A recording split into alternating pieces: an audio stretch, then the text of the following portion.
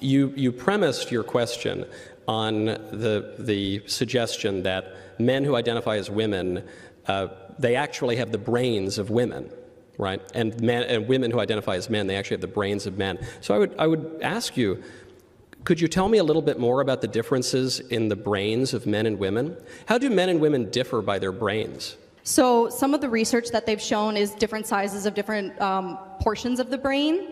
I don't have the actual facts in front of my face. I simply only have the actual findings of the research. I raise the question because I think you've unwittingly accepted a premise that is contrary to the liberal point of view and probably to a polite conversation, which is that men and women have these fundamentally different brains. And so if you're saying that men and women are distinct categories, and for that reason perhaps we ought to do away with some of the lies of the feminist movement and some of the lies of the homosexual rights movement, that's fine by me. But I think that these claims are a little bit dubious.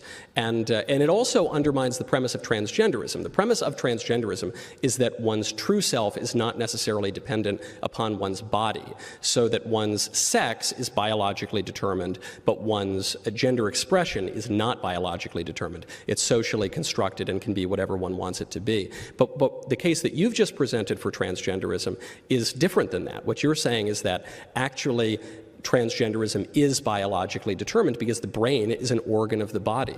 So what you're really claiming is that these men who claim to be women, they just are biologically women. So you're free to pursue more studies on this. The studies that I've seen are pretty scant, pretty weak, and are not particularly persuasive. But sure, you can have all of those studies. It still doesn't address the question of transgenderism, which is what happens when someone wants to identify as a sex that is different from their physical form.